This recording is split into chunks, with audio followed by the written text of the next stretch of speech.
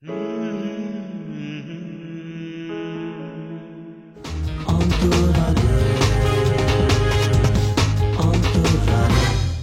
জিনিস সবাইকে জানিয়ে রাখি, যেটা আমরা হলো না, উনি ওই কাজ করার পরে আমাদের সবার সামনে, মিউজিশিয়ানদের সামনেও বলেছিলেন কথাগুলো, যে পশ্চিমবঙ্গে আমাদের এখানে এত ভালো হয়ে গেছে, আমি যখন এখান থেকে চলে যাই বা আমি ছিল, কিন্তু এত ভালো হয়েছে, ডেভেলপমেন্ট হয়েছে, যে এত ভালো মিউজিশিয়ান, এত ভালো আমি এবার থেকে কিন্তু কলকাতায় এসে কাজ করবো। হিন্দুস্তান স্টুডিওতে রবীন্দ্রনাথ ঠাকুর এসেছেন, ওখানে ভয়েস রেকর্ড করেছেন, এমনকি নেতাজি সুভাষচন্দ্র বোসের ভয়েস রেকর্ড হয়েছে হিন্দুস্তান স্টুডিও। আমার যা শোনা, KL সাইগল ওখানে রেকর্ডিং করেছে, তার হারমোনিয়াম এখনো পড়ে আছে ওখানে রাখা।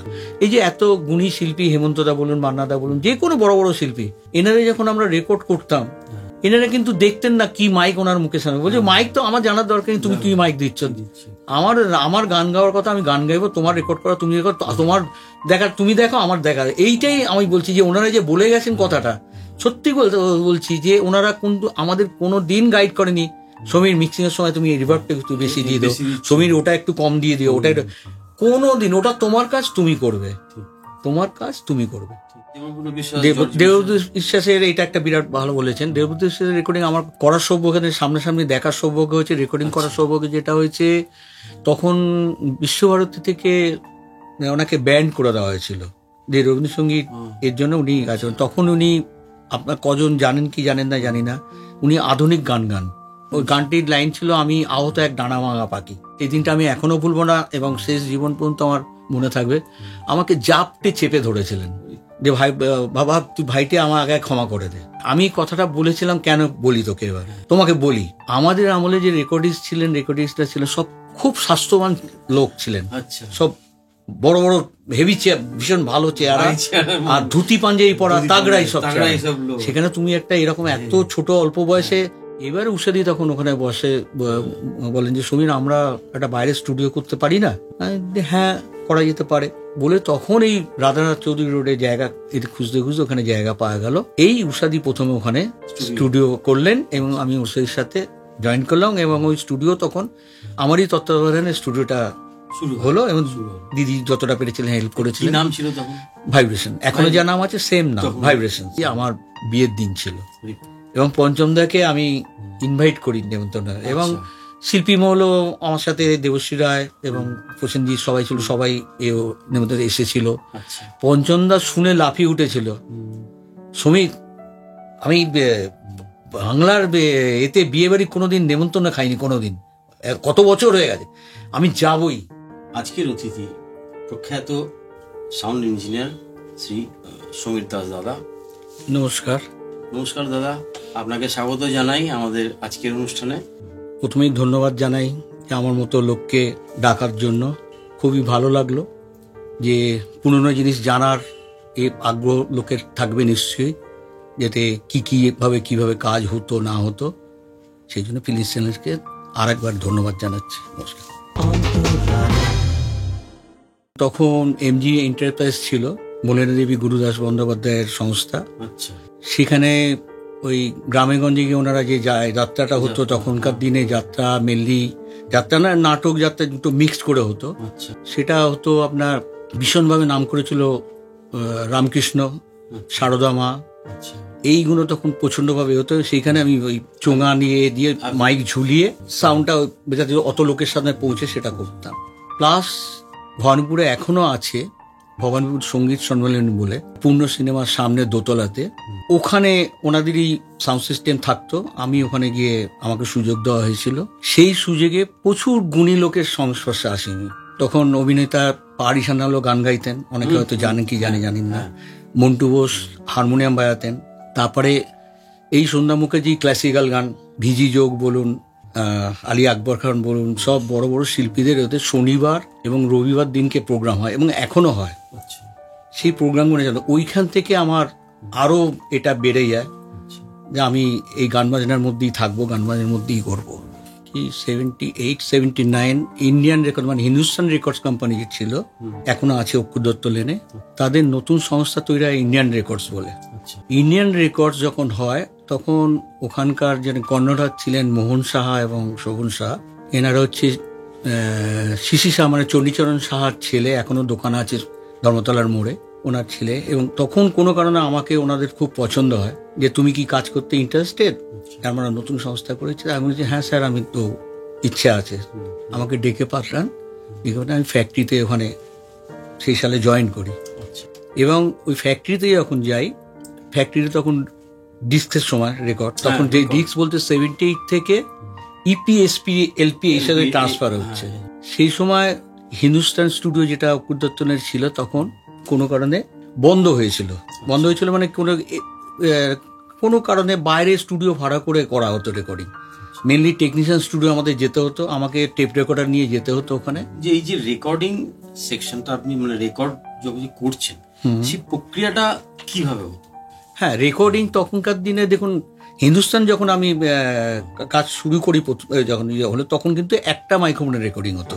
মানে সবাই মিলে বসে একসাথে লাইভ রেকর্ডিং একটা মাইকে, সেটা যদি খুব কম সময় আমি পেয়েছি, কারণ তারপরেই মেশিন হাতে পেয়েছি। একটা মাইকে যখন রেকর্ডিং হতেন, যিনি রেকর্ডিং ওখানে সিনিয়র ইঞ্জিনিয়ার ছিলেন নীরদ বন্দ্যোপাধ্যায় ব্যানার্জি, আমাকে শিক্ষা দেন রেকর্ডিং কিভাবে করা যায় না হয়, সেখান থেকে ওনার থেকেই শিখি।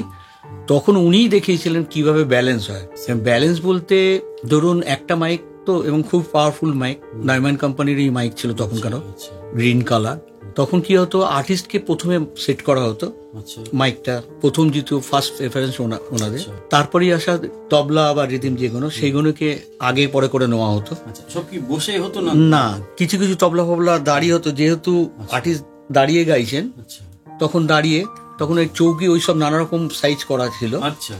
তো ধরুন তবলাটা চৌকির উপর, এই ছোট টুলের উপর বসানোর, বড় টাইপের টুল, এই টুলের উপর বসিয়ে গানের ভয়েসের এক লাইন করে দেখে নিয়ে তবলাটাকে আগে পরে করে ওর সাথে ব্যালেন্স, সেটা ব্যালেন্স হয়ে গেল আর কি, যে ডিস্টেন্সটা নিয়ে এই তবলা এইতে হলে হয়ে যাবে। তারপরে ফ্লুট ধরুন বাজাচ্ছেন, ফ্লুট তো নানা রকমের রেঞ্জ আছে। যখন লো ফ্লুট হতো নিয়ে এগিয়ে আসতেন, হেঁটে এগিয়ে আসতেন, এসে ফ্লুট বাজিয়ে চলে যেতেন। কোনো সময় হাই ফ্লুট থাকলে, প্রচন্ড হাই পিচ থাকে, তখন কি হচ্ছে, তখনকার দিনে তো অ্যাকোস্টিক এরকম ছিল না, ধরুন ওপর থেকে নিচে মানে পর্দা ঝোলানো থাকতো, মোটা ডবল পর্দা, সেই পর্দার পেছনে দরকার চলে গিয়ে বাজাতেন, তাহলে তীক্ষ্ণ হয়ে যেত, ভয়েসের ওপরে চলে যাবে বলে। কিন্তু এইসব কারণে কি দেখবেন, পুরোনো যে সব রেকর্ড আপনারা শুনবেন, দেখবেন তবলা এখনকার যে টাইটনেস ব্যাপারটা সেটা পাওয়া যেত না, যায় না, কেননা যেহেতু মাইক তো থাকতো না কাছে থাকতো না, এবং ফ্লুট একটা দূরে, ওই ব্যালেন্সটা হতো না, হয়তো একটু কম হয়ে যেত, কোনো একটু বেশি হতো। এইসব গুলো পাবেন পুরোনো রেকর্ড গুলো শুনলে। এইবারে এই রেকর্ডিং করতে করতে যখন হচ্ছে, কোনো মাইক নেই, তখন কোনো কারণে কোম্পানির কোনো কারণে হিন্দুস্তান স্টুডিওর রেকর্ডিংটা বন্ধ হয়ে যায়। বন্ধ হয়ে যায়, কিন্তু রেকর্ডিংটা যেহেতু স্টুডিও রেকর্ডিং দরকার, সেগুলো করার জন্য বাইরের ফ্লোর ভাড়া নেওয়া হলো। কিন্তু বাইরের ফ্লোর ভাড়া নিলেও আমাকে যেতে হতো, যেহেতু আমাদের তখনকার দিনে ভ্যালভেট রেকর্ডার ছিল। হ্যাঁ, আমি বলতে ভুলেও মনে করি হিন্দুস্তানের প্রথম রেকর্ডার ছিল German company EMI tape record, ভ্যালভের, এবং মোনো টেপ রেকর্ডার। একটাই মাইক্রোফোন জ্যাক ইন হতো, ওই একটা হবে, একটা ফুল ট্র্যাক হেড বলা হতো। ওই একটা পুরো টেপটা, কোয়ার্টার ইঞ্চি টেপ, ফুল টেপটাতেই রেকর্ড হবে, পুরোটাতে, স্টিরিও না, মোনো।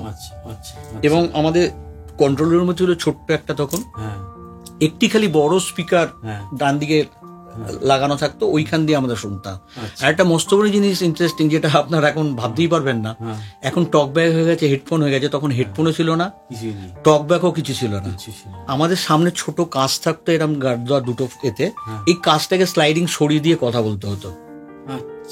মিউজিশিয়ানদের সাথে যদি বলতে হয়, কথা বলতে হয় যে এইটা একটু এ হচ্ছে, বা এদিকে তুমি একটু নাও, বা ওদিকে এটা, এরকম জানলা। মানে একটু বলে দেওয়া দরকার যে আমাদের কন্ট্রোল রুমে একটা মাইক্রোফোন থাকে, যেটাতে সুইচ টিপে আমরা এখন হেডফোনের থ্রু মিউজিশিয়ানদের ইনস্ট্রাকশন দেওয়া যেতে পারে, মানে কনসোল থেকে, কন্ট্রোল রুম থেকে।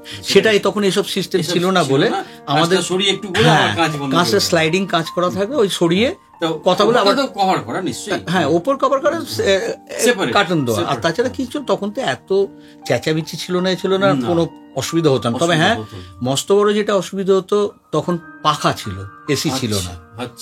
এসি ছিল না, পাকা ছিল না, যতক্ষণ রেকর্ডিং হবে সেই রেকর্ডিং টাইমটা কিন্তু প্রচন্ড গরম আস্তে আস্তে বাড়তো।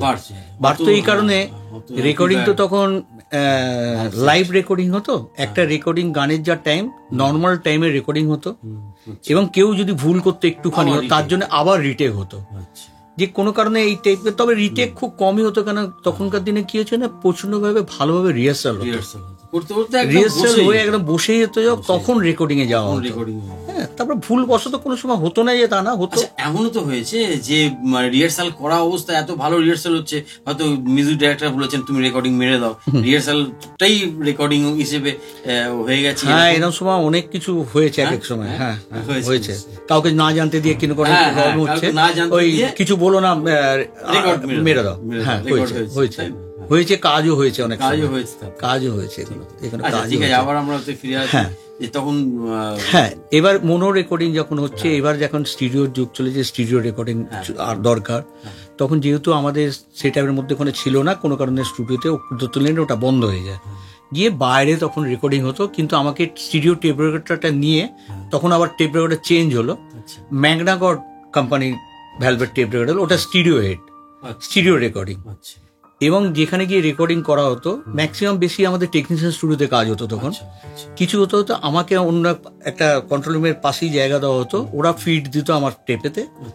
হ্যাঁ, তখন রেকর্ডিস্টও বলে দিই, উনি ছিলেন বলরাম বাবু, সত্যেন দত্ত সিনিয়র, সত্যেন চ্যাটার্জি। সেই সময় আমি বসতাম, আমাদের কোম্পানির তরফে রেকর্ডটা করে নিয়ে আমি চলে আসতাম।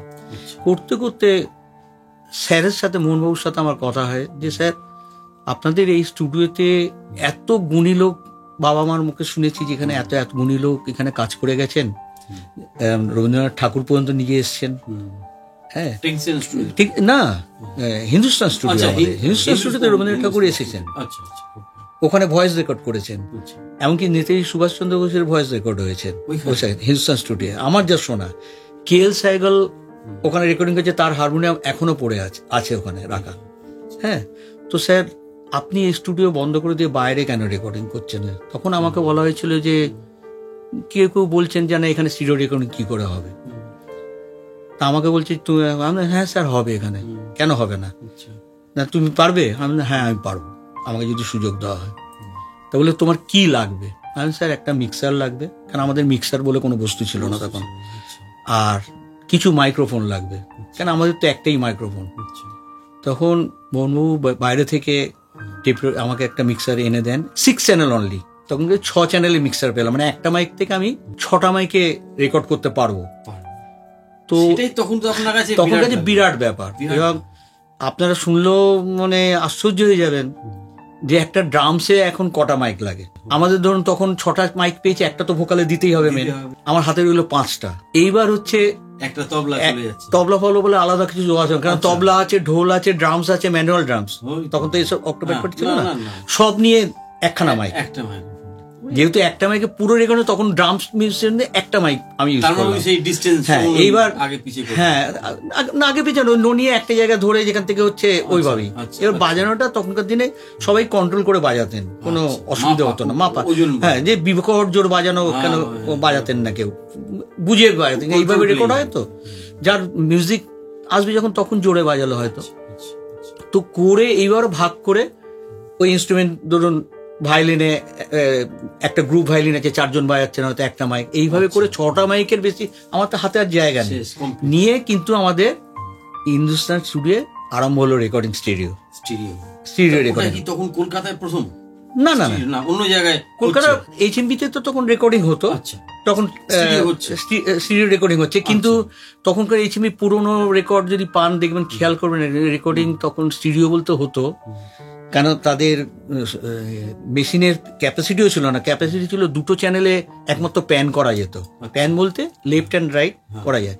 তো সেই সব ছিল না বলে দেখবেন তবলা আর এটাকে দিয়ে দিত একদম লেফট সাইডে। আপনারা খুঁজলে পাবেন এরকম রেকর্ডিং অনেক।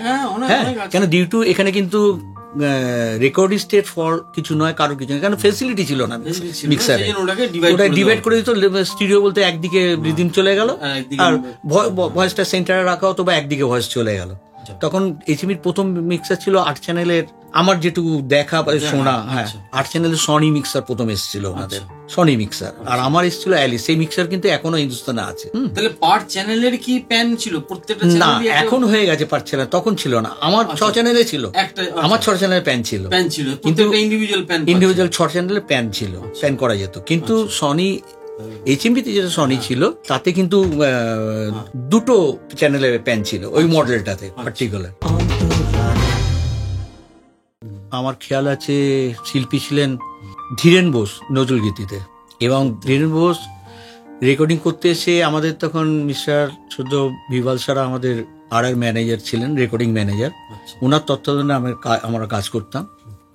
ধীরেন বোস এসে বালসারাদাকে বলতে থাকেন যে বালসারাদা, তোমরা রেকর্ডিং হচ্ছে কি হবে গো ওইটুকু, আমার তখন বয়স খুবই অল্প, বুঝতেই পারছেন। তো একটা তোদের ছোট একটা এত ছোট একটা রেকর্ডিং ইঞ্জিনিয়ার এনেছি, তোরা কি হবে?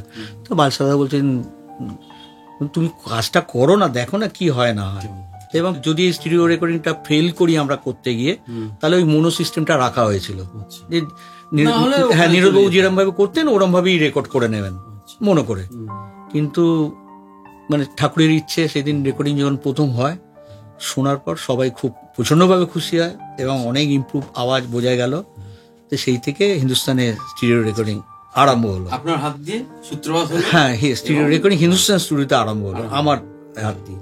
নিশ্চয়ই আপনাকে প্রচুর প্রশংসা এবং বাহবা নিশ্চয়ই। না, তখন তো আমরা ভালোবাসাটা প্রচন্ড পেয়েছি, সবার থেকে ভালোবাসা পেয়েছি। আর এতে আরেকটা ছোট ঘটনা বলি, তারপরে রেকর্ডিং চলতে চলতে সুপ্রভাদি মানে বর্দি বলা হতো তখন, সুপ্রভাত সরকার, উনি রেকর্ডিং করতে আসেন, রেকর্ডিং কাবেরী নদী জলে গানটি আবার হিন্দুস্তানের রেকর্ডিং রেকর্ড বেরোবে বলে ফ্রেশ, কারণ তার ওই রেকর্ডিং তো অনেক আগে, এটা আরেকবার ফ্রেশ করে। উনিও এসে প্রথম করেন, তোদের রেকর্ডিংসকে আগে দেখা। বালসারার সাথে তুই বলেই কথা বলতেন, আর বর্দি মানে সবার বর্দি, বালসারাদাও বর্দি বলতেন। তো বালসারাদা বলছেন যে বর্দি তুমি রেকর্ড না তুই রেকর্ডিংসকে আগে তোদের দেখা, শুনেছি খুব একটা ছোট রেকর্ডিংস। তা আমি খুবই ভয়ে বাইরে আসি। তো সুপ্রভাত সরকার মানে বর্দি, যিনি আমার মা আরও বর্দি ছিলেন, দেখে বলে এই বালসারা কি রেকর্ডিং করবে, সে একই কথা। বালসারা ভাই, দিদি তুমি বর্দি তুমি করো না, দেখো না কি হয়। যাই হোক রেকর্ডিং করলাম। বালসারা স্যার আপনাকে প্রচুর না ভালোবাসতেন সবাই, হ্যাঁ আপনাকে খুবই, হ্যাঁ, আর কোম্পানির তো স্বাভাবিকই। এবার রেকর্ডিং করার পর যখন বাজিয়ে শোনানো হয়েছে, উনি নিজে কন্ট্রোল রুমের মধ্যে এসছেন, সঙ্গে সঙ্গে এসে আমাকে, সেই দিনটা আমি এখনো ভুলবো না এবং শেষ জীবন পর্যন্ত আমার মনে থাকবে, আমাকে জাপটে চেপে ধরেছিলেন যে ভাই বাবা তুই ভাইটি আমার আগে ক্ষমা করে দে। আমি কথাটা বলেছিলাম, কেন বলি তোকে, এবার তোমাকে বলি, আমাদের আমলে যে রেকর্ডিস্টরা ছিলেন সব খুব স্বাস্থ্যবান লোক ছিলেন, সব বড় বড় হেভি চেয়ার, ভীষণ ভালো চেয়ার, আর ধুতি পাঞ্জাবি পরা তাগড়াই সব। সেখানে তুমি একটা এরকম এত ছোট অল্প বয়সে, সত্যি বলছি, কিন্তু আমি এখন তোমাকে বলছি, ওই আগের ওই রেকর্ডিং তখনকার পদ্ধতি বা তখন যে কোনো কারণে হোক, আমার এই এখন যে গাইলাম এটা আমার শতগুণে ভালো হয়েছে রেকর্ডিং। এটা আমার কাছে মস্ত বড় পাওয়া। এইখান থেকে তাহলে আপনার রেকর্ডিং এর জয়যাত্রা শুরু হলো। হ্যাঁ, এখান থেকে মানে ওনার মতন একজন মানুষ, মানে সুপ্রভাত সরকারের মতন মানুষ একজন আপনাকে সার্টিফাই করলেন এবং আপনাকে ক্ষমা চেয়ে নিচ্ছেন যে আমি কি কারণে বলেছি বাচ্চাটা কি করে রেকর্ড করবে। এই জন্যই আজকে ওনারা, আজও আপনি নাম করছেন, আমরা নাম করছি, মানে কতটা মহৎ মানে ওনাদের মানসিকতা ছিল এবং কতটা ডাউন টু আর্থ মানুষ ছিলেন ওনারা। হিন্দুস্তান স্টুডিও মেনলি রবীন্দ্রসঙ্গীত আর নজরুল গানের জন্য প্রচন্ডভাবে ওদের যে স্টক প্রচুর, এবং তার মধ্যে আমারও সৌভাগ্য হয়েছে সব গুণী শিল্পীর রেকর্ড করার, যেমন অশোকতরু বন্দ্যোপাধ্যায়, শান্তিদেব ঘোষ, ওখানেই রেকর্ড হয়েছিল সৌম্য মিত্রের টিপটিমিতে রাজা অদীপ হাউস, আমি রেকর্ডিং করেছিলাম এলপি রেকর্ড। আর সৌম্য মিত্রেরই প্রচুর আবৃত্তি রেকর্ডিং হয়েছে ওখানে, পূর্বী দত্ত রেকর্ডিং হয়েছে ওখানে, যত রবীন্দ্রসঙ্গীত শিল্পী ছিল ম্যাক্সিমাম রেকর্ডিং ওখানে হয়। দেবব্রত বিশ্বাসের এটা একটা বিরাট ভালো বলেছেন, দেবব্রত বিশ্বাসের রেকর্ডিং আমার করার সৌভাগ্য, সামনাসামনি দেখার সৌভাগ্য হয়েছে, রেকর্ডিং করার সৌভাগ্য যেটা হয়েছে, তখন বিশ্বভারতী থেকে ওনাকে ব্যান্ড করে দেওয়া হয়েছিল যে রবীন্দ্রসঙ্গীত এর জন্য উনি আছেন। তখন উনি, আপনার কজন জানেন কি জানেন না জানি না, উনি আধুনিক গান গান। ওই গানটির লাইন ছিল, আমি আহত এক ডানা ভাঙা পাখি, যেহেতু বিশ্বভারতী ব্যান্ড করে ওইটাকে একটু করি, উনি গান গেয়েছিলেন।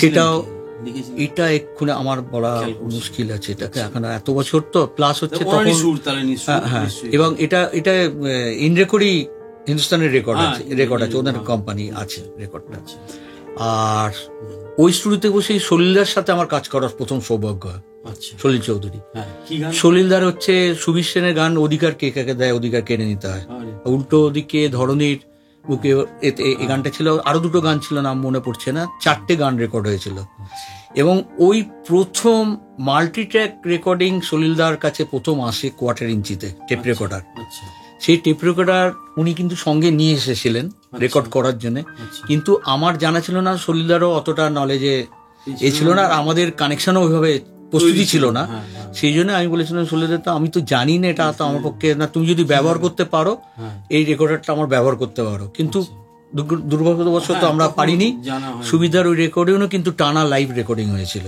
আচ্ছা, ওই একসাথে বসে পুরো টোটাল এক চান্সেই রেকর্ডিং করা সব। দারুণ একটা অভিজ্ঞতা নিশ্চয়ই। এবং তারপরে ট্র্যাক যখন আরম্ভ হবার পেয়েছি, সেটা হচ্ছে আমাদের এখনকার যিনি আছেন উষাহুত্তু, উষাদি দিদি আমাদের, হ্যাঁ আমাদের দিদি সবার, আমাদের গর্ব কলকাতা। উষাদি তখন কোনো কারণে ওই স্টুডিওর সাথে আসেন। ওনার তখন প্রচুর কাজ হচ্ছে অ্যাডের কাজ, আচ্ছা, অ্যাড শুধু উষাদি কোনো কারণে অল্প টাইমের জন্য ওখানে মাঝে মাঝে এসে অফ টাইমে আমাদের ওখানে উনি ওখানে কাজ করতেন কিছু। আচ্ছা, তো করতে করতে উনি টেপ রেকর্ডার এনেছেন ফার্স্ট কোয়ার্টার ইঞ্চিতে 4 ট্র্যাক। এই আমাদের হাতে করি ওইখানে উষাদির ওই মেশিনেতে আমরা ওই 4 ট্র্যাকে হাতে করি ট্র্যাক, এই ট্র্যাক সিস্টেম কোয়ার্টার ইঞ্চিতে পার ট্র্যাক। হ্যাঁ, চালু তার আগে হয়েছে, এই চিন্তা এসে গেছে, কিন্তু আমাদের হয়নি। হিন্দুস্তান রেকর্ডে ওই হ্যাঁ, install হিন্দুস্তান হলো, কিন্তু যে ওই মেশিনটা কিন্তু সম্পূর্ণ ছিল উষাদির। হ্যাঁ, বুঝতে পেরেছি। এইবার এই কাজ করতে করতে কিছুদিন বাদেই কিন্তু আমাদের লকডাউন হয়ে যায়। আচ্ছা, লকডাউন হয়ে যাওয়ার পর যখন কিছুদিন যাওয়ার পর উষাদির বাড়িতে বসে কুইন ম্যানসনে অ্যাডের কাজগুলো আমরা করতাম।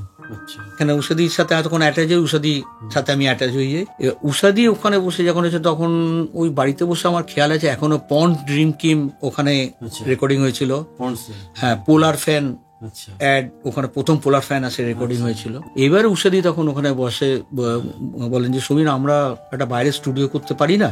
আমি বলি, হ্যাঁ করা যেতে পারে বলে তখন এই রাধানাথ চৌধুরী রোডে জায়গা খুঁজতে খুঁজতে ওখানে জায়গা পাওয়া গেল। এই উষাদি প্রথমে ওখানে স্টুডিও করলেন এবং আমি উষাদির সাথে জয়েন করলাম, এবং ওই স্টুডিও তখন আমারই তত্ত্বাবধানে স্টুডিওটা শুরু হলো, এবং দিদি যতটা পেরেছিলেন হেল্প কি করেছিলেন। নাম ছিল তখন? ভাইব্রেশন, এখনো যা নাম আছে সেম নাম, ভাইব্রেশন। এবং ওখানে প্রথম ওই কোয়ার্টার ইঞ্চ 4 ট্র্যাক দিয়ে শুরু হলো। ওখানে তখন কাজ, এত কাজ আসতে আরম্ভ করলো, 3টে জায়গা থেকেই কাজ আসতো, বাংলাদেশ, উড়িষ্যা, আসাম, প্লাস আমাদের নিজস্ব কাজ, ছবির এবং আনন্দ শঙ্করের যত নৃত্যনাথের এইগুলো ট্র্যাক গুলো ওখানে বানানো হতো।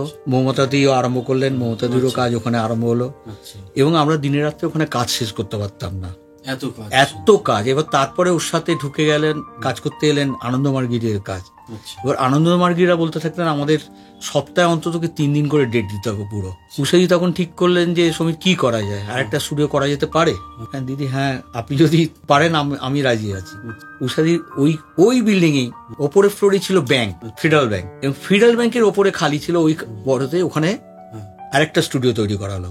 এবং সেই স্টুডিও তৈরি করা হলে কি দিদির ইচ্ছে ছিল খুব যে 35 ফিল্মের ডাবিং এবং ব্যাকগ্রাউন্ড করার জন্য, তখন প্রজেক্টর লাগিয়ে শুট করে তার থেকে ব্যাকগ্রাউন্ড করা, যার জন্য 35 স্ক্রিন করা হয়েছিল উইথ। সেটা কতজন জানে কি জানে না, তখনও আমি ইনভলভ ওর মধ্যে।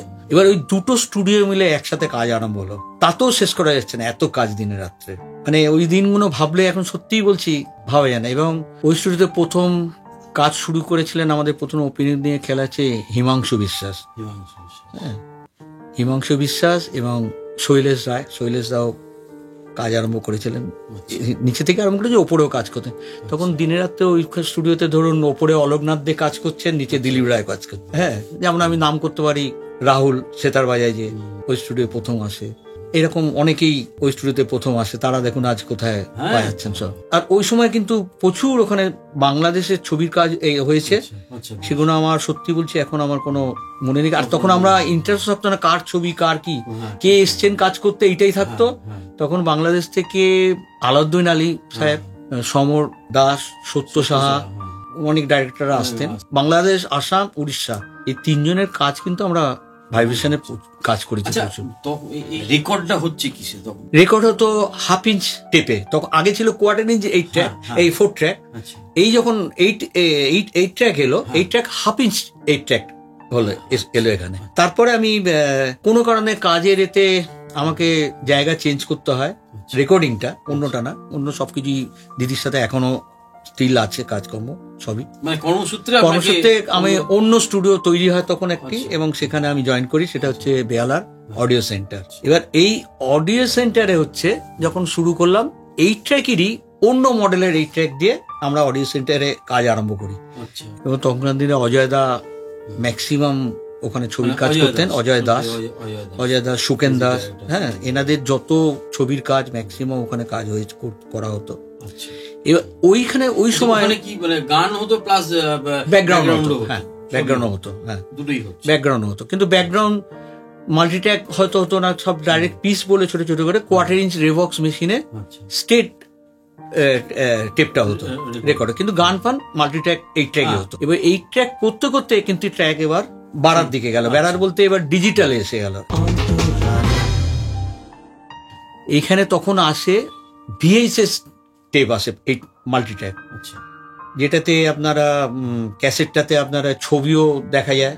ভিএইচএস টেপ, কি টেপটা বলতে পারছি না এখন, ওটা ভিএইচএস ক্যাসেট বলা হতো, বড় ভিডিও ক্যাসেট।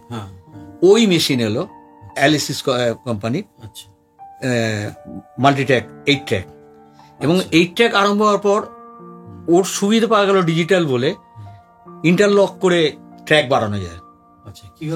সেটা হচ্ছে একটা মেশিন তো একটা মেশিন কাপল করা হয়, 8 ট্র্যাক এর 8 ট্র্যাক ওর 16 ট্র্যাক হয়ে গেল, আরেকটা ইউজ করলে আপনি 24 ট্র্যাক হয়ে গেল। এইভাবে মেশিনের ট্র্যাক বাড়লো, হ্যাঁ। ভায়োলিন গ্রুপ তখন বেড়ে গেছিল, কিছু না হলো 12 জন ভায়োলিন ইউজ হতো, ভায়োলিনকে নেওয়া হতো, এবং ব্রাস সেকশন ইউজ হতো তখন, ছবিতে ব্রাস সেকশন প্রচন্ড ভাবে ব্যবহার হতো, তো এইভাবে নেওয়া হতো। তখন কিন্তু পাট করে নেওয়া আরম্ভ হলো আর কি। হ্যাঁ, কেন ভিএইচএস এসে গেছে তো, মানে পাট মানে কি, মানে পিস পিস করে, ধরুন মিউজিক বাকি আছে, একটা টেক ব্ল্যাঙ্ক আছে, সেই ব্ল্যাঙ্কে তো ওই জায়গায় তো মিউজিকটা ভরা যাচ্ছে। হ্যাঁ, তখন ব্রাস সেকশন পরে ডাবিং হলো, কিছু কিছু ডাবিং, বেস গিটার পরে ডাবিং হতো, এইভাবে কাজ চলতে থাকলো। এটা তো বোম্বেতে অলরেডি তো আগে, বোম্বে তো একটু আগে এসে গেছে, এবং সবচেয়ে আগে তো সব বিদেশেই আসে, বিদেশে থেকে তো আমরা তো 15 বছর মিনিমাম পেছনে আছি সব সময়। কেন ছোট্ট একটা ঘটনা বলে, আমি সিঙ্গাপুরে যখন জীবনে প্রথম যাই, সেই সালেতে আমি মোবাইল টেবিল বলে কিছু জানতাম না, আমাদের এখানেও কিছু ছিল না। আমি যখন ওদের মেশিন কিনবো বলেই দেখতে যাচ্ছি, ট্রেনের মধ্যে মেট্রোতে, ওখানে মেট্রো চালু হয়ে গেছে তখন, মেট্রোতে হঠাৎ এক ফরেনার ব্যাগ খুলে দেখছি পিং করে রিং হচ্ছে, আমি এটা আবার কি জিনিস রে ভাই, আমি ঘাবড়ে গেছিলাম। কারণ আমাদের কলকাতায় যখন ঢুকলো তখন ওটা হচ্ছে 99 আমাদের কলকাতায় মোবাইল আছে এত বড়, তখন মোটরোলা ফিলিপস এর যেটা আসে সেটা হচ্ছে 99। তবে একটা জিনিস আমি বলি যে 15 বছর আপনি পেছে আছেন বলছেন, কিন্তু চাঁদে কিন্তু পা দেওয়া হয়ে গেছে, মানে চাঁদে কিন্তু নামানো হয়ে গেছে, সেটা কিন্তু অনেকের থেকে আমরা একটু এগিয়ে আছি। আচ্ছা, ঠিক কথা। আমরা আবার এতে যাই, ইনস্টল হয়ে গেছে। হ্যাঁ, এসি ইনস্টল হয়ে গেছে, তখনও স্পিডটা এত এরকম ভাবে আসেনি, ওই সেটাও মজার জিনিস। উইন্ডো এসি হয়েছে, কিন্তু রেকর্ডের সময় আমাদের ওর কাভার করে বন্ধ করতে হতো, যাতে বাইরে থেকে আওয়াজটা না আসে, কারণ উইন্ডো দিয়ে তো আওয়াজ আসবেই, সেই আওয়াজটা বন্ধ করার জন্য কাভার করা হয়েছিল, কাভার বন্ধ করতে হতো টেকের সময়, ওই টিভিটা একটু গরম হয়ে যেত, তবে আগের মতো কষ্ট হতো না, কম কষ্ট হতো। এবার হলো যে ছবির কাজের জন্য তখন দেখা গেল এবারে আশাদি বোম্বে থেকে আসতেন, অডিও সেন্টারে ম্যাক্সিমাম কাজ আশাদি করতেন, যার জন্য আশাদির জন্য আশা ভোসলে, এবং আশাদির জন্য যার জন্য ওপরে আমাদের স্পেশাল একটা ঘর রুম করা হলো, এবং অনুরাধা প্রহ্লাদও আসতেন, এবং ছবির কাজ হতো, এবং ছবির কাজ ভালো ভালো ছবির কাজ আছে, যার মধ্যে প্রথম ভালো কাজ হচ্ছে আপনার পদ্মা নদীর মাঝি, যৌথ এতে বাংলাদেশ এবং আমাদের দেশে গৌতম ঘোষের ছবি করা হয়, ওখানে রেকর্ডিং পুরো কাজ হয়, ব্যাকগ্রাউন্ডও পুরো কাজ করা হয় অডিও সেন্টারে। আশা ভোসলের ছবির কাজও তো প্রচুর হয়েছে, সময় থেকে আমি অডিও সেন্টার আবার পাই, এবং খুব ভালো ভালো আবৃত্তি ওখানে রেকর্ড হয় এবং অডিও সেন্টারে, এবং সত্যি বলছি খুব মিস করি এখন, যদি এনাদের মতো লোকের কাছে আমরা একটু পড়াশোনা করতে পারতাম, যে মানে শিক্ষাটা, পুরো শিক্ষাটাই যদি পেতাম ওনাদের থেকে। কেন যে জিনিস ওনাদের থেকে পেতাম বা ওনারা করতেন সেগুলো কোনোদিন ভুলতাম না। তার একটা ছোট্ট একটা উদাহরণ দিই। আবৃত্তি রেকর্ড হওয়ার পর আমাকে একবার বললো যে, আর এর মধ্যে একটা বলার জিনিস আছে, তখনকার যে এই যে অ্যারেঞ্জমেন্ট করতেন বা এনারা কাজ করতেন, এনারা কিন্তু যে সম্মান আমাদের দিয়েছেন আমরা এখনো পর্যন্ত ভুলতে পারি না। প্রথম কথা হচ্ছে, এনারা আপনি ছাড়া কোনোদিন তুমিতে যাননি। ধরুন অলোকনাথ দে কে আমি পেয়েছি, ওনাকে আমি অনেকবার বলেছি যে আপনি আমার বাবার বয়সী থেকেও বেশি, আপনি অলোকদা, আপনি আমাকে যদি এটা বলছে না হয়ে যাবে, কিন্তু শেষ পর্যন্ত মারা যাওয়া পর্যন্ত কিন্তু উনি আপনি করেই কথা বলেছেন। এবং এনাদের বলার ছিল একটা অদ্ভুত জিনিস, নামটাও ডিরেক্ট বলতেন না, সমীর বাবু প্লাস আপনি, এগুলো ভোলা যায় না। ওনার থেকে পেয়েছি, আমাদের সদ্য তরুণ মজুমদার থেকে সেম জিনিস পেয়েছি। যদি আমার রেকর্ডিং চেয়ারটাও বসতে বলতাম, উনি কোনোদিন বলছেন না, ওটা যার জায়গা তাকেই বুঝতে, ওটা আমি বুঝতে পারবো না। এই যে সম্মানগুলো, এইগুলো আমরা এখনো ভুলতে পারি না। যেটা বলতে গিয়ে আমি এই কথায় চলে এলাম আবার, সৌম্যবাবু যখন আবৃত্তি করার পর আমাকে জিজ্ঞেস করলেন, সৌম্যবাবু আমি তো করলাম আবৃত্তিটা, ঠিক আছে, কিরাম লাগলো?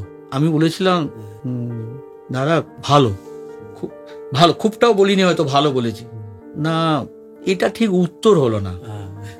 ভালো কিরকম ভালো?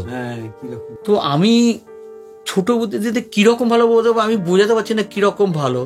তো এনারা এইরকম ছিলেন, আমরা এখনো কল্পনাই করতে পারিনি যখন আরম্ভ করতেন, শেষ করতেন, যে ওই রকম নাটক, ওইরকম ভাবে কোথায় ওঠা কোথায় নাবা, এই গলাকে কিভাবে মুখ মানে করায় না পারে।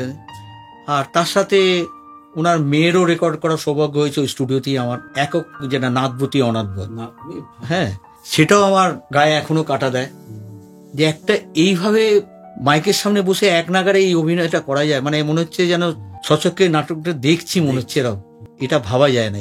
এগুলো পেয়েছি প্রচন্ড ভাবে। এইগুলোর জন্যই, মানে এইগুলো জানার জন্যই আমাদের, মানে আমার এই প্রচেষ্টাটা।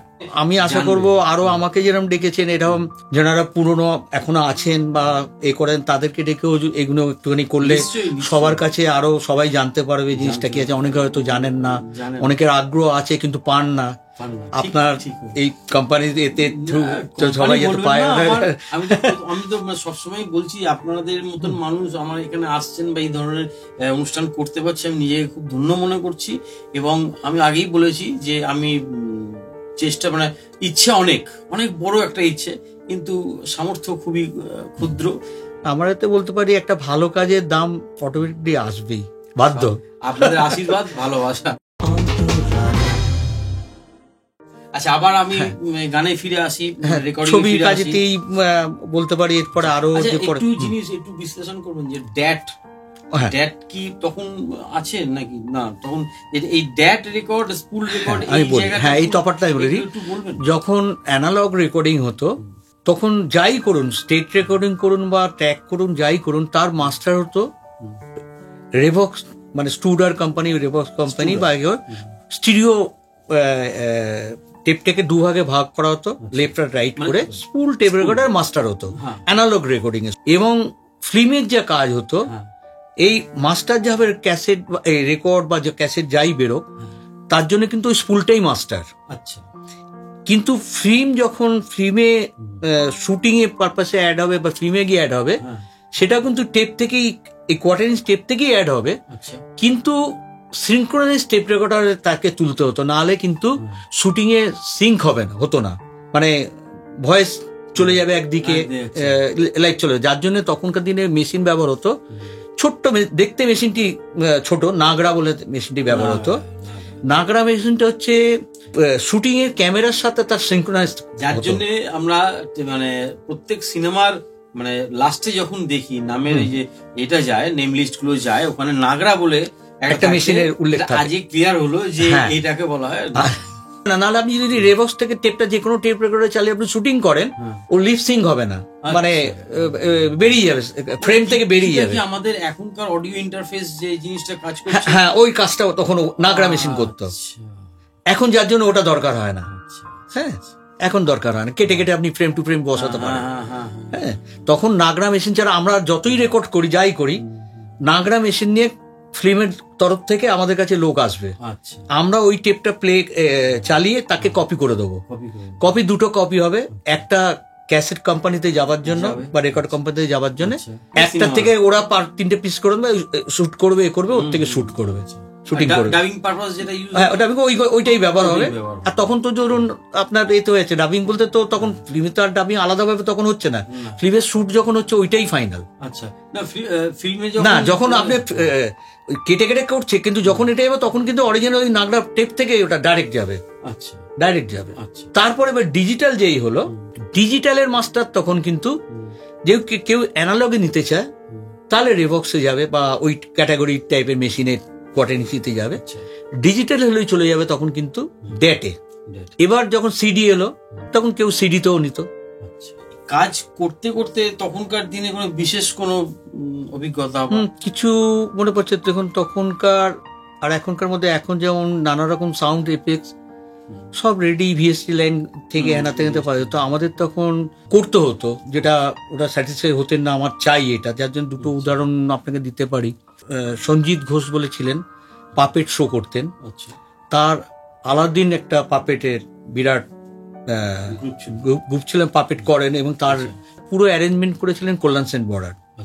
হ্যাঁ, পুরো অ্যারেঞ্জ করে নিয়ে এসেছিলেন স্ক্রিপ্টটা, যে আলিবাবা বাদিক দিয়ে ঢুকছে, কি মর্জিনা এদিক দিয়ে আসছে, কতটা এসে দাঁড়ালো, ঠিক সেইভাবে প্যান করে করে জিনিসটা রেকর্ড করা হয়েছিল।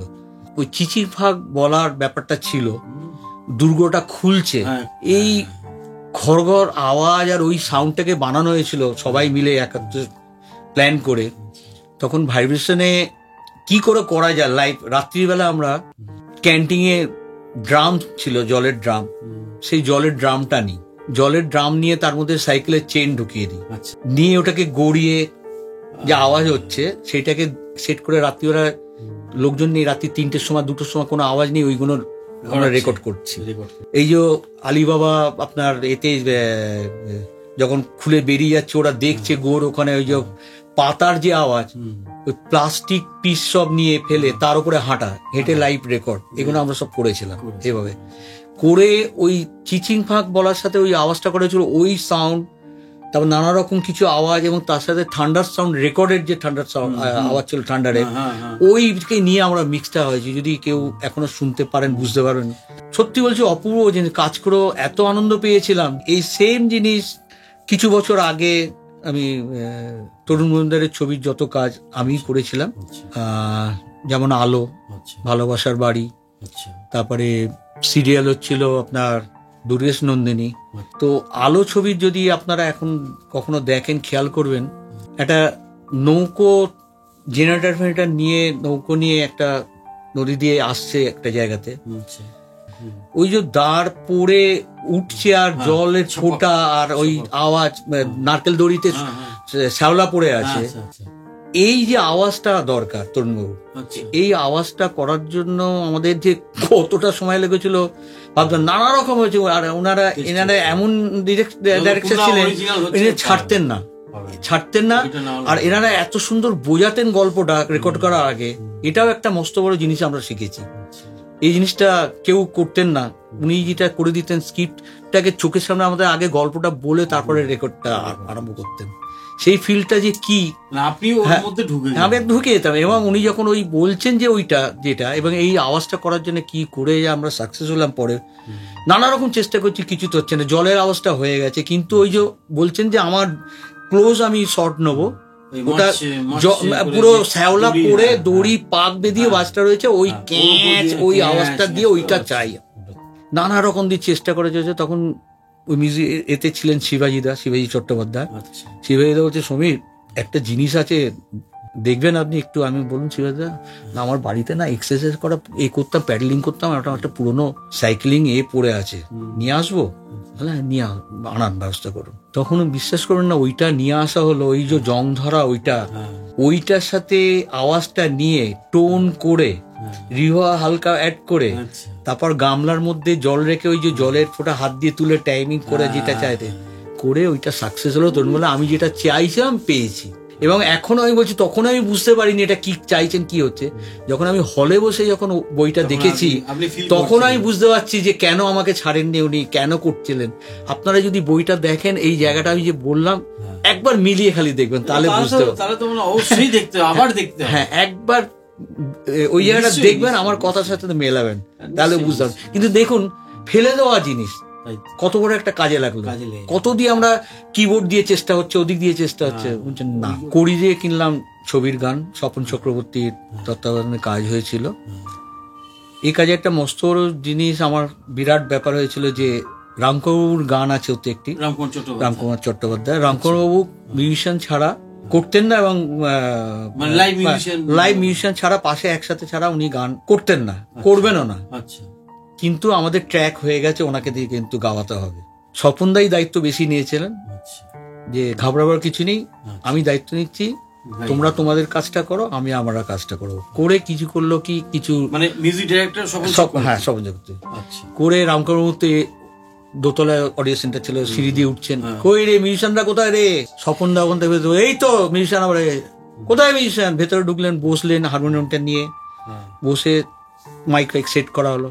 স্বপন বাবু বসে আছেন, আরো 2-3 জন লোকজন, ওনাদের অ্যাসিস্ট্যান্ট ফ্যাসিস্ট্যান্ট সব ভেতরে ওখানে সামনের দিকে বসিয়ে গেল। এই তোদের মিউজিশিয়ান কোথায়, আরম্ভ কর।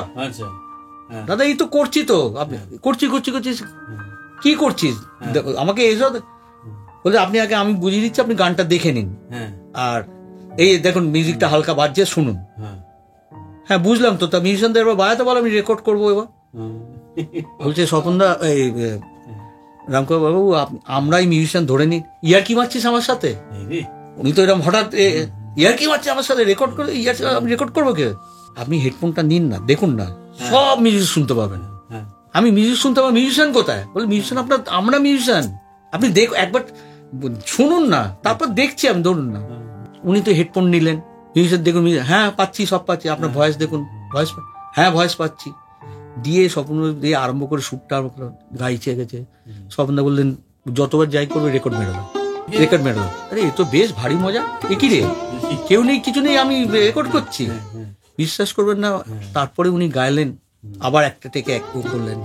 সেই গানটা কোনোদিন করে দিয়ে কিনলাম, গানটা শুনবেন, বুঝতে পারবেন। এটাও একটা আমার কাছে মস্ত বড় জিনিস, যে যিনি মিউজিশিয়ান ছাড়া গাইতে পারেন না, মানে গানই না, সেনাকে দিয়ে আমরা প্রথম রেকর্ড করালাম। ট্র্যাক তোদের কি যে সব এসছে, সব ট্র্যাক ম্যাক লরি এসব। হ্যাঁ, তারপরে সত্যি বলছি, গানটা আমারও চোখে জল এসে যায়। গানটা যে হচ্ছে এমনই জামিনি, আমি গানটি লাইন আছে। আচ্ছা, এরকম করতে গেছে। কিছুক্ষণ আগে আশাজির কথা আপনি বলছিলেন, সিনেমার গান। হ্যাঁ, আশাজির ছবির গানের মধ্যে ব্যবধান ছবির গান খুবই মনে পড়ে।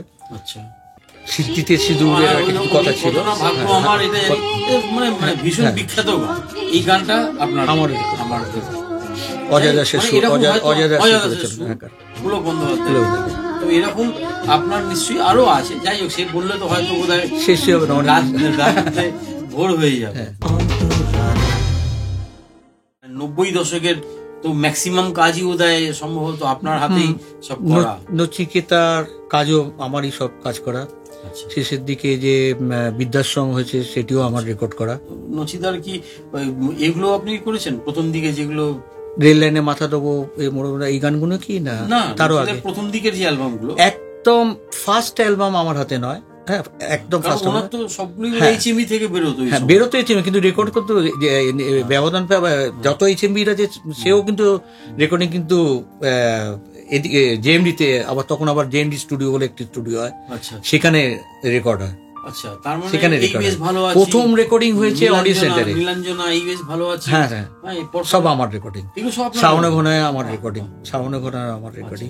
এর মধ্যে শ্রাবণ ঘনায় রেকর্ডিংটাও আমার একটু বলার আছে। একটা অদ্ভুত জিনিস, যে নচি যে এরম ভাবে গান লিখতে পারে, সেটা আমার জানা ছিল না। যে কোনো সময় যে কোনো প্রবলেমে কিন্তু কারেকশনটা করতো। আমাদের জেএমডি স্টুডিওতে আবার যখন এখানে গান হয়, ওকে আমি সিঁড়িতে বসে গান লিখতে দেখেছি। গানটা, যে গানটা গাইবে, যে ঠিক ভালো হয়নি, এটাও একটা ছিল। আর একটা ছিল কি, ও ভীষণ চঞ্চলতা ভীষণভাবে থাকতো। এই যখন শাওন ওখানে এই রেকর্ডটা করবে, ডাবিং করবে। ডাবিং করতে গিয়ে কোনো কারণে না, প্রতিদিন যখন গাইতে যাচ্ছে বিকেলবেলার দিকে ঠিক ওর জায়গায় যাচ্ছে না বা হচ্ছে না। কেন, বন্ধু বান্ধব বসে আছে, বাইরে বেরিয়ে যাবে, চলে যাবে, এরকম একটু টাইমের এসব একটু ছিল। তখন একটু বেশি টাইম বসতে চাইতো না, বেরিয়ে যেত।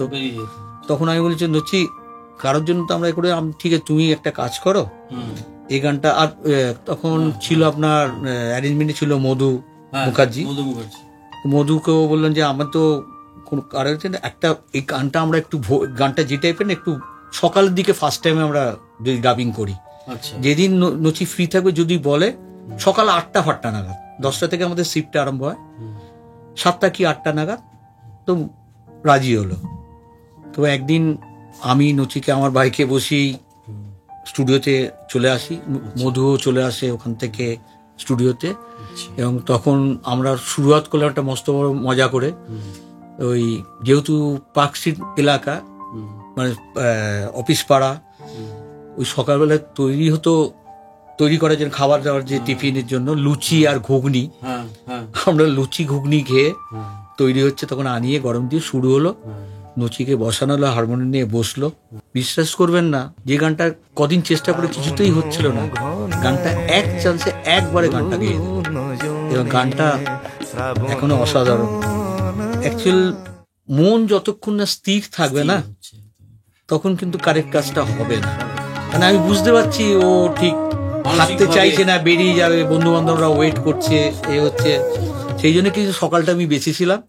আর ওই সকালটা যে কোনো কাজের জন্য, কিন্তু যে কোনো কাজের জন্য একদম ফার্স্ট মর্নিংটা খুব কাজে দেয়।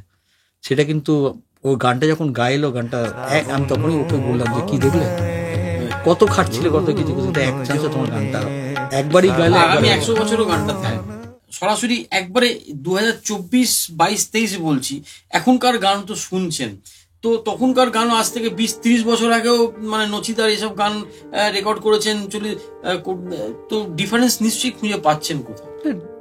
ডিফারেন্স তো আপনি যেহেতু এত পুরনো থেকে দেখতে দেখতে আসছেন, আপনার কাছে মানে আপনি তো নিশ্চয়ই ফিল করছেন, সেই ফিলটা কোন দিকে আসছে? পজিটিভ দিকে আসছে না নেগেটিভ দিকে আসছে? আপনি ওপেন হার্ট বলবেন। নেগেটিভ দিকে বলবো না, পজিটিভের দিকেই আছে। হ্যাঁ, সেটা কোনো ব্যাপার না। কিন্তু কি হচ্ছে, এখনকার মডার্ন টেকনোলজিতে কিছু কিছু জিনিসে আমি ফিল করছি কোনো কারণে প্রপার ভয়েস বা এটা মানে এত প্রসেসিং করা হচ্ছে, প্রসেসিং এর জন্য যেন আমার মনে হচ্ছে কিছু কিছু অরিজিনাল ভয়েস একটু অরিজিনাল থেকে চলে যাচ্ছে। আমাদের সময়, আমাদের বলুন বাবা টাবা আমলের বলুন, যে কোনো সময় শ্যামল মিত্র গাইছে মানে শ্যামল মিত্র গাইছে, এক চান্সে শুনলেই বলা যেত। মানবেন্দা গাইছে মানে মানবেন্দা গাইছেন। ধরুন এখনকার দিনেই শ্রীকান্ত গাইছে, শ্রীকান্ত আমি নিজে এত রেকর্ডিং করেছি, মানে আমার হাতে রেকর্ডিং কোন সময় মনের জানালে কি আপনারই করা সব নীল ধ্রুবতারা, মনের জানালা, শ্রীকান্ত যত গান আমারই রেকর্ডিং, মনোময় ভট্টাচার্য প্রথম রেকর্ডিং, সব যত আপনার কি বলবো পুরোনো গান রেকর্ডিং হয়, সবই এই শিল্পীরা সবই আমার হাতে। রূপঙ্কর ওইদিকে আসছি, যেটা বলছিলাম, কিন্তু আমার মনে হয় একটু প্রসেসিংটা যদি কমানো যায়, প্রসেসিংটা এত যদি 4বার কম্প্রেসার ইউজ করে দেওয়া হয় ভয়েসে, 4টে এফেক্টস 4টে লাগিয়ে দেওয়া হলো, এর জন্য এইগুলো যদি একটুখানি কমিয়ে যায় তো সব দিক দিয়ে বাকি ভালোই হবে, খারাপ কিছু হবে না। একটু প্রসেসিং গুলো আমার হিসেবে মনে হচ্ছে, আমি জানি না মেবি আমি ঠিক কি ঠিক না, আপনার যেমন দুঃখ হলে আপনি অটোমেটিক ভয়েস সফট হয়ে যাবে, আবার দেখবেন ওই মুহূর্তে যদি রেগে যান কিছু বাঁচতে হবে না তো ছিট করবে। এখানে দেখা যাচ্ছে কি হলো, সবকিছু করে নেওয়া হলো, দিয়ে কি হলো চপিং করে দেওয়া হলো, একদম কেটে দেওয়া হলো, কম্প্রেস করে। দেখুন আমার লেভেল তো ছিট করে নি, লেভেল কিন্তু ওই মজাটা নেই। কেন একটা একটু যদি কম বেশি না হয়, একটু যেন একটা ছোট্ট উদাহরণ, ফ্লুট, একটা ফ্লুট কিন্তু হাই পিচ ফ্লুট একটা জায়গায় পিক যেতে দিতে হবে, কিন্তু ধরে থাকবে না, তাহলে কিন্তু ফ্লুটের মজাটা পাওয়া যাবে। কিন্তু ফ্লুট যেতে চাইছে ওই জায়গায় উঠতে, আপনাকে চপিং করার জন্য ওই ওপেন হতে পারলো না, ওই মজাটা পাবেন না। ড্রামসের ক্ষেত্রেও দেখুন, আপনি হাই হাট করে যে কোনো বাজছে ওনাকে যদি কম্প্রেস করে দেন পুরো ভট করে, ওই মজাটা পাওয়া যাবে না। ওর তো ওই মারলো, মারার যে রেঞ্জটা ভাসবে ঘুরবে, নিয়ে তবে একত্রে এই সামান্য ত্রুটি বিচ্ছিটি করে আমার কাছে লাগছে। আমরা একটু আগেকার অন্য দরকার, আমরা তো প্রথমে ইকুয়ালাইজার নয়, যাতে আমাদের ইকুয়ালাইজার ব্যবহার হতো না। ইকুয়ালাইজার বলে কোনো বস্তু আছে বলে আমরা ব্যবহারই করতে জানতাম না, কেন স্টেট রেকর্ডিং কোনো ইকুয়ালাইজার কি করতাম আমরা, মাইক্রোফোন কিছু চেঞ্জ করা হতো অথবা জায়গা প্লেস করে কিন্তু আমরা রিপ্লেস টোন গুলো পেতাম। হ্যাঁ, রিপ্লেস বলতে ধরুন একটা কেউ ফ্ল্যাট জায়গার মধ্যে সেতার বাজাচ্ছে, কোনো কারণে ভালো লাগছে না, আমরা কোনো একটা ওই ফ্লোরের মধ্যে কর্নার জায়গায় নিয়ে এলাম, নিয়ে এসে ওখানে বসে মাইকটা হলাম, সেখানে কিন্তু আমরা বেটার টোন পেলাম। কারণ হচ্ছে কি, কর্নারটার মধ্যে একটা কি আছে, ওই অ্যাম্বিয়েন্স একটা রিফ্লেক্ট হওয়াতে এখানে যেমন কিছু একটা কোণের দু সাইড চাপা পড়লো, ওইখান থেকে একটা ব্যাক হালকা মারাতে রিটার্ন ওর সাথে গিয়ে নিয়ে মজাটা পাওয়া গেল। এরকম কিছু কিছু জায়গায় কিছু এরকম বোঝানো যাবে না সবকিছু, কিন্তু আমরা পেতাম, কেন আমাদের যিনি রেকর্ডিং শিখেছেন গুরুদেব বলেছিল তোমরা এইভাবে চেষ্টা করবে। আর একটা মাইক দিয়ে ছেলের গলাও দিয়ে দেবে না, মেয়ের গলাও দিয়ে দেবে না, মাইকটার কার্ডে এটা জানবে যে কার্ভটা কি আছে মাইকের, যে ফ্রিকোয়েন্সি রেঞ্জ, মাইকটার ফ্রিকোয়েন্সি রেঞ্জ কত। তুমি যে যার গান ভয়েস রেকর্ড করছো খেয়াল করে দেখো কোন রেঞ্জ থেকে কোন কতটা ফ্রিকোয়েন্সি বোঝার চেষ্টা করো, তার কতটা যাচ্ছে। নাহলে তুমি দুটো মাইক চেঞ্জ করে করে দেখো, যে মাইকটা শুট করবে সেই মাইকটা ব্যবহার করো। ইকুয়ালাইজেশন তখন আমরা করতাম না, বেশি ইকুয়ালাইজ করতাম। এখন কি হচ্ছে, ইকুয়ালাইজ একটার পর একটা যদি করে যান তার টোন নষ্ট হবেই, কেন একবার রেকর্ড করার সময় ইকুয়ালাইজ করছেন, একবার সেম জিনিসটা আবার যখন একত্রে চলে যাচ্ছেন মিক্স করার সময় ইকুয়ালাইজ করছেন, আবার ফাইনাল মাস্টারিং এর সময় আবার ইকুয়ালাইজেশন, আপনি কতবার ইকুয়ালাইজেশন হয়ে গেল। এই কিন্তু আমার ক্ষেত্রে মনে হচ্ছে ত্রুটি বিচ্ছুটি হচ্ছে, এগুলো যদি হ্যাঁ এই অরিজিনালিটি কিন্তু একটু হারিয়ে যাচ্ছে। নাহলে যার যার জিনিসগুলো আরো কাজ কিন্তু ভালো হচ্ছে, খারাপ বলবো না, কাজ ভালো হচ্ছে। এই তো গেল টেকনিক্যাল দিকটা, এবার হৃদয় ছুঁয়ে যাওয়া, পুরো যেন হৃদয় যেন কম লাগছে, হৃদয় বেশি দিন থাকছে না, কথা যেন কোনো কারণে অ্যাকচুয়াল আমাদের গুরুদেবের মুখে শুনেছিলাম ওইটুকু বয়সে, তখন এখনকার বয়সে আর তখনকার বয়সে বলেছিলেন, আমার এখনো খেয়াল আছে, বাবা একটু দেখো তোমরা তো এখনকার ছেলে, বাংলা গান কিন্তু কথা প্রধান গান, বাংলা গানের যদি কথা না বোঝা যায় বা শোনা যায় বা বোঝা না যায়, অনুভব না করা যায়, সে গানের অর্থ নেই। সেটা কিন্তু কারেক্ট একদম আমার হিসেবে। আপনি গানের কথাটা বুঝতে পারছেন নাকি, খালি একটা আওয়াজ হচ্ছে মিউজিকের সাথে যাচ্ছে। আমরা জন্মাইনি হয়তো তখনকার গানও, জন্মানোর পর আস্তে আস্তে বুঝতে শিখেছি, গানটা শুনেছি, ওই গানটা যদি কোনো সময় আমরা ভেসে আসে কোথা থেকে, মিউজিকটা যেই বাজলো, গানের কথাটা চলে আসছে সঙ্গে সঙ্গে মুখে। ওনাদের প্রচন্ডভাবে আমি শ্রদ্ধা জানাই, নমস্কার জানাই, যে কি সৃষ্টি করে গেছেন ওনারা। আপনার কথাটা নিয়ে বলছি, কিছুদিন আগেই সমীর খাসনবী দাদা এসেছিলেন, তো একই কথা বলে গেলেন যে কোন একটা গানের যেই প্রিলুড বাজছে, একটু প্রিলুড শুরু হতেই সঙ্গে সঙ্গে মানুষের মন সবাই মিলে অটোমেটিক চলে করে দিল মিউজিক, কিন্তু সে কিন্তু গান বাজনা শেখেনি, মিউজিকের সঙ্গে সঙ্গে গানটাও সে ধরে নিচ্ছে, গেয়ে নিচ্ছেন, মানে এতটাই ভাবে কি সৃষ্টি করেছিলেন এনারা। তো এখন কি মনে হয় যে সেরকম হওয়াটা জরুরি আছে কি? নিশ্চয়ই, আমরা তো এরমই চাই যে আমরাও চলে যাব, তারপরে যেন তারাও যাতে গানগুলোকে মনে রাখুক। তো সেটার জন্য কি করণীয়, কি করা উচিত আপনার মনে হয়, কি করা উচিত? যে যার কাজ তাকে করতে দেওয়া উচিত, নিশ্চয়ই তাকে করতে দেওয়া উচিত, সব কাজের মধ্যে সবাই ঢোকা উচিত নয়। আর একটা হচ্ছে, যে কোনো জিনিসকে অন্য কারোর থেকে জানার চেষ্টা করুন, জানলে আপনি ছোট হবেন না কোনোদিন।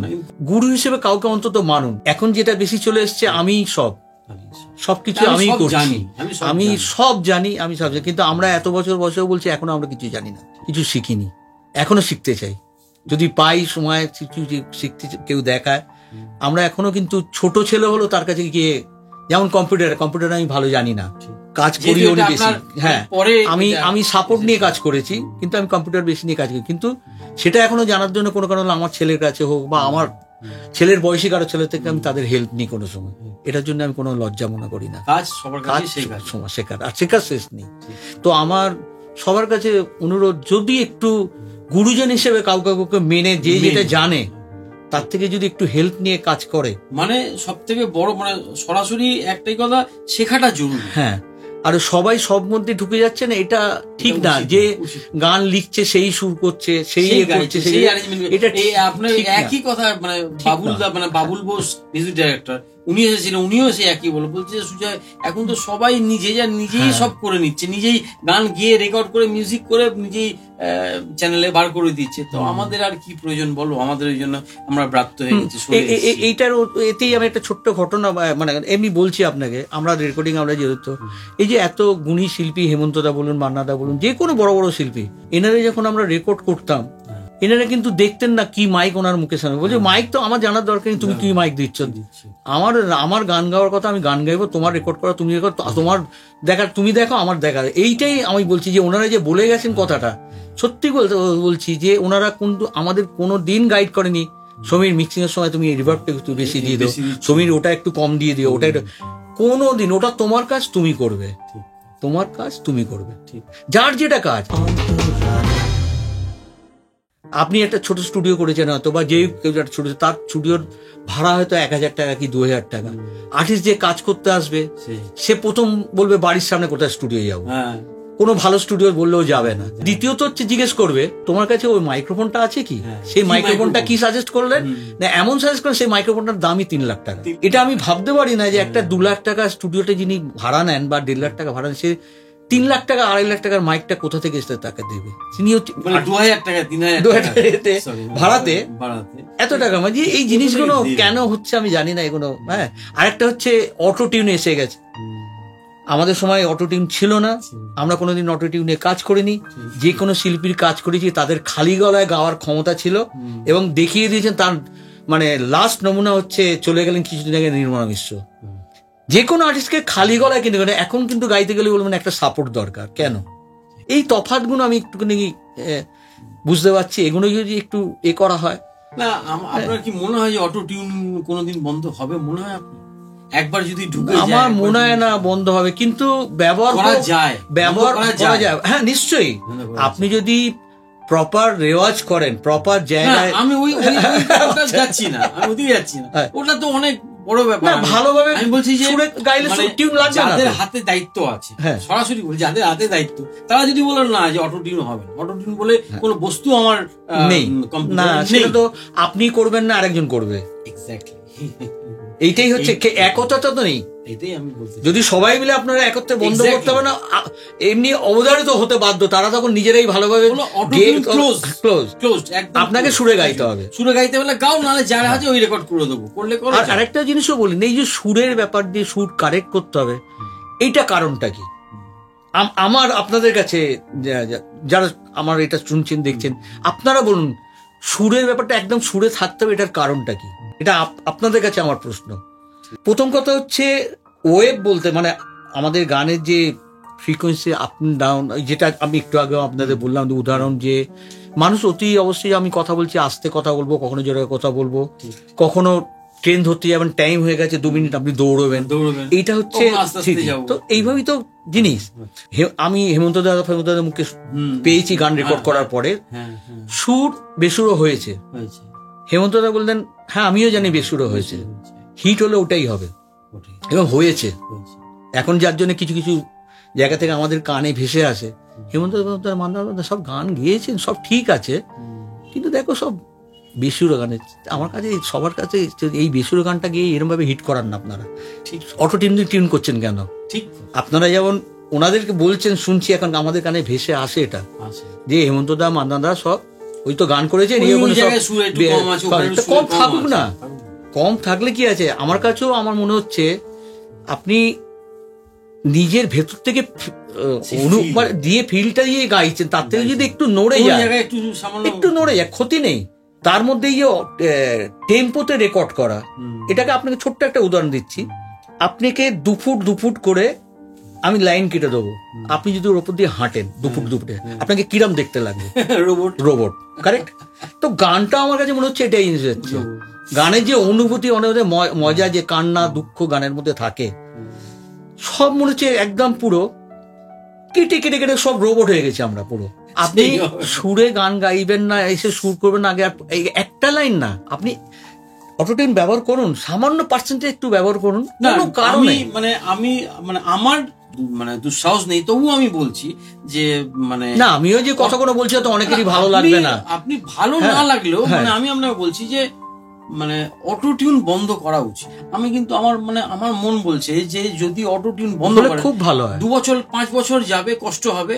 যখন গান ফাংশন বন্ধ হয়ে গেছিল, 10টার মধ্যে ক্লোজ আপ ছিল, তখন কি ব্যান্ড হয়নি? গান চলেনি? পেট চলেনি মানুষের? চলেছে। কিন্তু একটা জামা দিনের পরে দেখুন এখন 12টা অব্দি সময় দিচ্ছে, 12টার মধ্যেই গান বাজনা হচ্ছে, অনেকে চলছে, বাট একটা সিস্টেমের মধ্যে এসেছে। তো আমি বলছি আমার ব্যক্তিগত অভিমত যে অটো টিউন যদি বন্ধ হয় তো বাংলা গানের সুদিন আবার ফিরবে।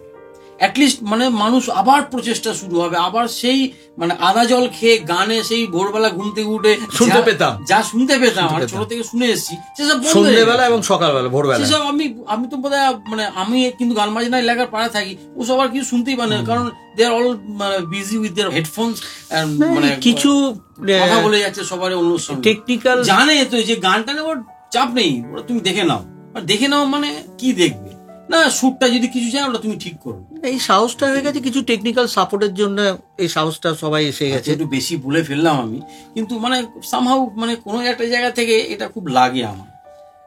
আজ আশা করি আমরা এখনো ফিরে আসুক, আবার আসবেও হয়তো, হ্যাঁ দেখা যাক। যাই হোক, এবার 90-এর আপনার করা কিছু নচিদার গান তো শুনলাম, আর কিছু ভালো ভালো কাজ একটু বলুন যাতে। আর বলতে দেখুন, কলকাতাতে জানালা তো বললেন, নীল ধ্রুবতারা তো কলকাতাতে আমি কাজের সুযোগ পেয়েছি পঞ্চমদার সাথে কাজ করার, রাহুল দেব বর্মনের সাথে, এবং সেটা হচ্ছে ইন্ডিয়ানেশনের পুজোর গান, এবং সত্যি ওনার মতো লোক কাজ করতে পারবো আমি ভাবতেই পারিনি। এবং আমি যেটা ভয়ে ছিলাম প্রচন্ডভাবে, উনি রেকর্ডিং নিজে বসে নিজে মেশিনে হাত দিয়ে নিজে সবকিছু করে, কিন্তু আমার সৌভাগ্য যে উনি কিন্তু আমার মেশিনে একবারও হাত দেননি বা কিছু বলেননি, বলে সমীর আমি পাচ্ছি, আমি তোমাকে কেন বলবো। এটা একটা আমার কাছে বিরাট পাওয়া, কেন আমি শুনেছি যে উনি সাজেশন এবং নিজে মেশিনে কন্ট্রোল করতেন। বলছে আমি পাচ্ছি। এবং আরেকটা জিনিস সবাইকে জানিয়ে রাখি, যেটা আমরা হলো না, উনি ওই কাজ করার পরে আমাদের সবার সামনে, মিউজিশিয়ানদের সামনেও বলেছিলেন কথাগুলো, যে পশ্চিমবঙ্গে আমাদের এখানে এত ভালো হয়ে গেছে, আমি যখন এখান থেকে চলে যাই বা আমি ছিল, কিন্তু এত ভালো হয়েছে, ডেভেলপমেন্ট হয়েছে, যে এত ভালো মিউজিশিয়ান, এত ভালো আমি এবার থেকে কিন্তু কলকাতায় এসে কাজ করব। কেননা উদাহরণ দিয়েছিলেন যে ছবির কাজ করতে গিয়ে এনারা এখান থেকে যে ডাইরেক্টররা জানে এখানে খুব কম বাজেটের কাজ, তো সেটা আমাদের ওখানে বোম্বে গিয়ে পোষাতে পারছিলেন না এনারা।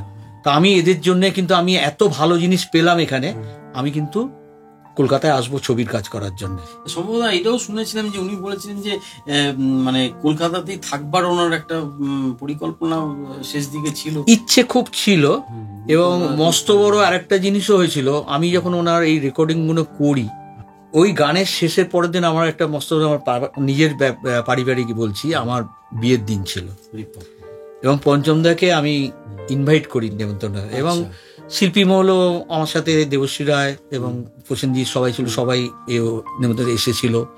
পঞ্চমদা শুনে লাফিয়ে উঠেছিল, সমীর আমি বাংলার এতে বিয়ে বাড়ি কোনোদিন নেমন্তন্ন খাইনি, কোনোদিন, কত বছর হয়ে গেছে, আমি যাবই বিয়ে বাড়িতে। আমিও খুব খুশি পঞ্চমদা আসবে, সেভাবে প্রস্তুতও রেখেছিলাম।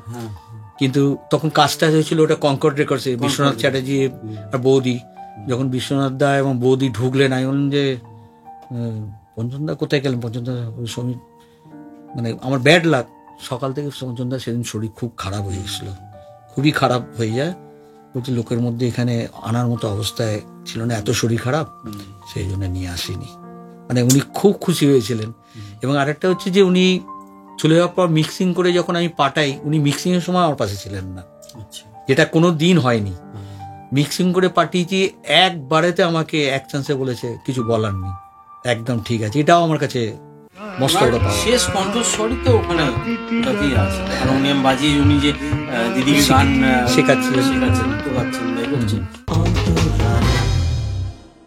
অনুষ্ঠান এখন শেষই দিকে, এবং আপনাকে অনেক অনেক আমার প্রণাম, শ্রদ্ধা এবং ভালোবাসা, যে আপনি এতটা সময় নষ্ট করে এতটা এসেছেন এবং এতটা সময় দিয়েছেন। আপনার কাছ থেকে অনেক কিছু জিনিস জানলাম, অনেক অনেক ধন্যবাদ, অনেক অনেক আপনাকে শ্রদ্ধা জানাই। আমি আপনাকেও নমস্কার জানাই।